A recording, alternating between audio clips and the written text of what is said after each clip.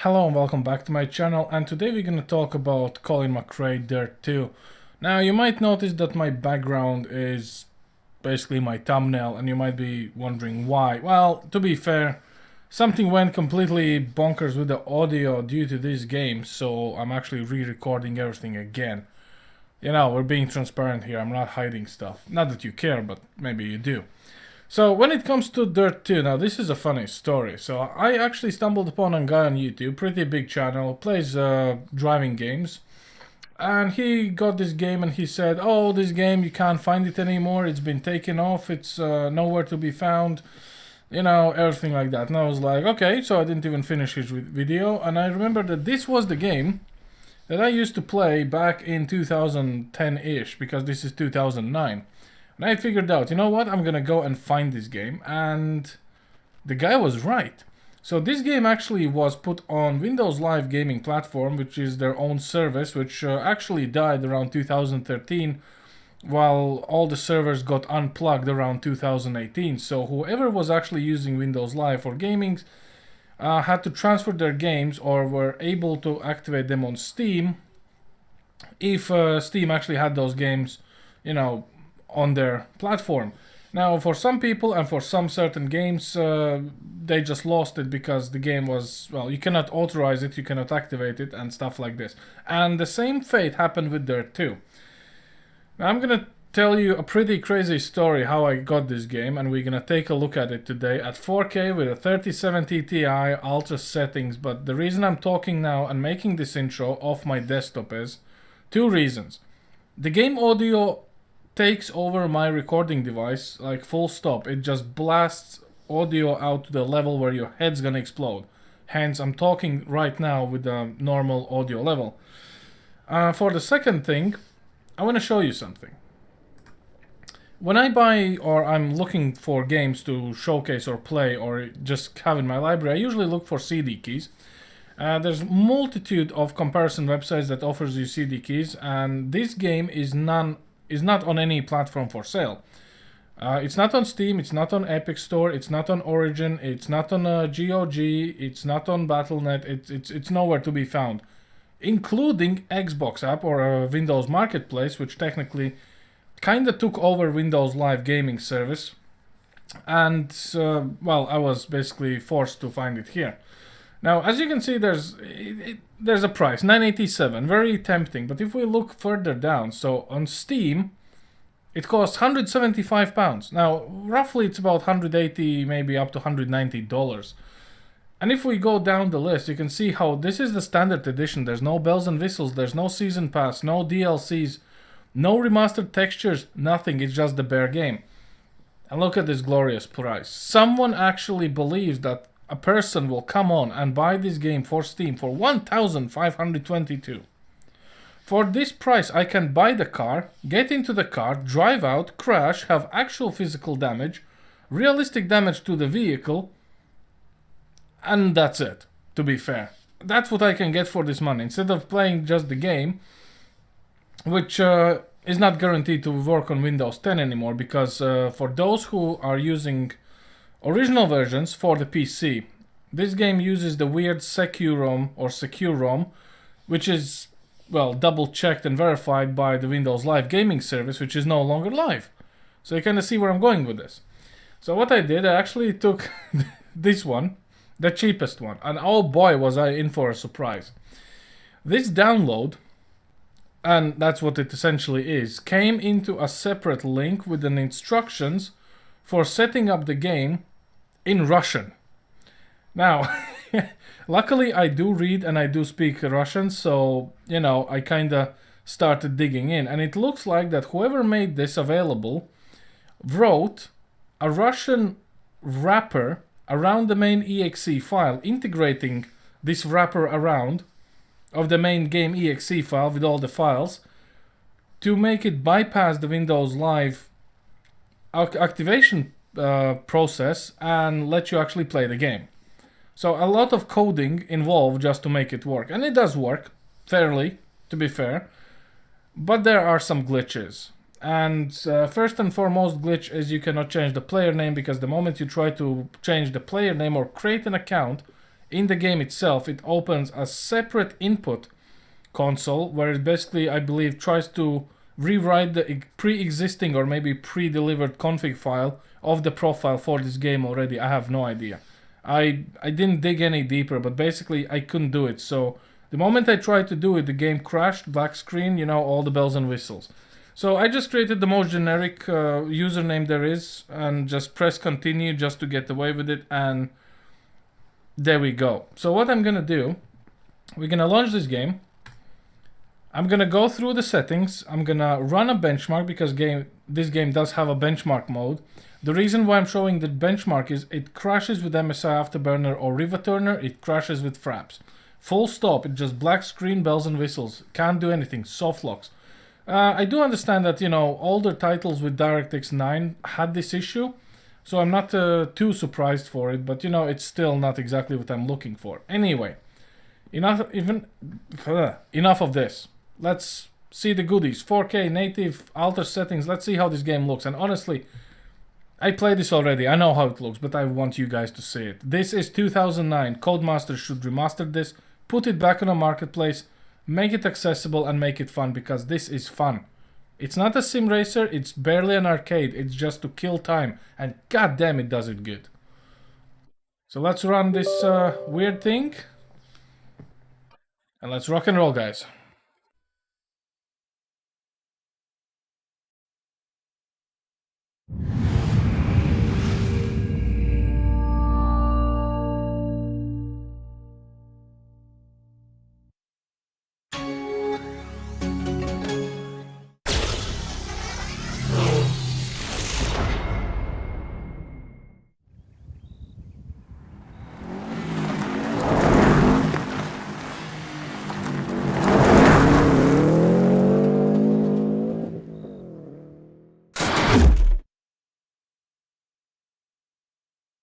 I'm Ken Block, and this is Colin McRae, Dirt.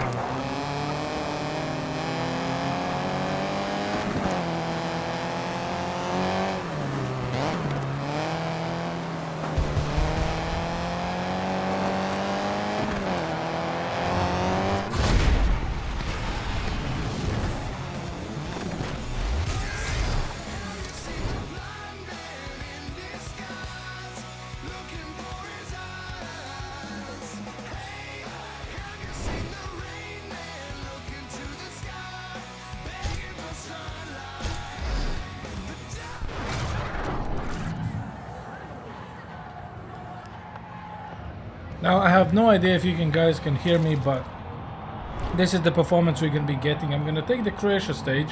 One of the first races. I don't play driving games, I suck at them. We're gonna crash and burn and roll over, but goddamn, you need to see how good this game looks. I don't believe I actually appreciated this game back in 2000s when I was playing it, but damn. I'm a changed man now. See for yourself.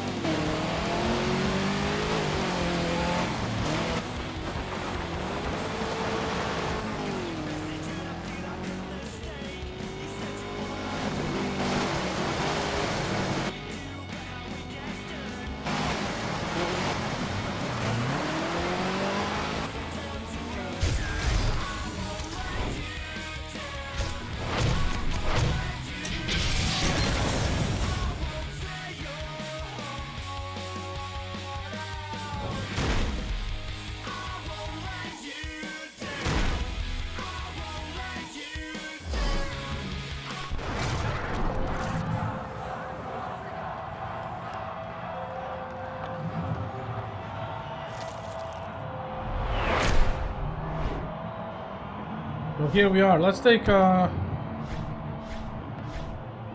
different one real quick. Let's go with London, I think. Last Man Standing. Never played. I did play them back in the day, but damn, I don't actually remember anymore. So, let's just do this one, I guess. I don't know which one is which. Last Man Standing. Last Man Standing races take place on short circuit-based tracks. Once the race starts, you gotta keep in front. The driver in last place at the end of the countdown is knocked out. Cars that suffer terminal damage are also knocked out, and the timers reset.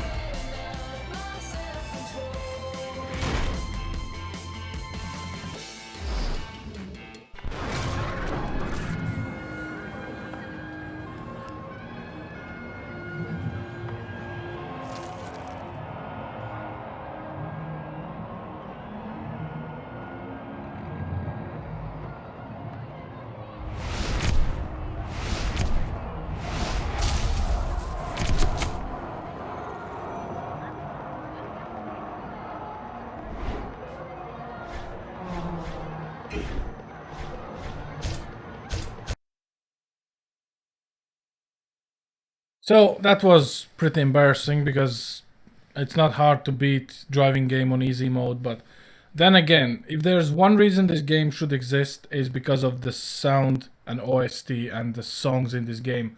I'm gonna link a Spotify playlist which has been floating around for years, I believe, down in the description here. So if you actually survived until the end of this video, go check it out. It's gonna raise your spirits. You're gonna ascend.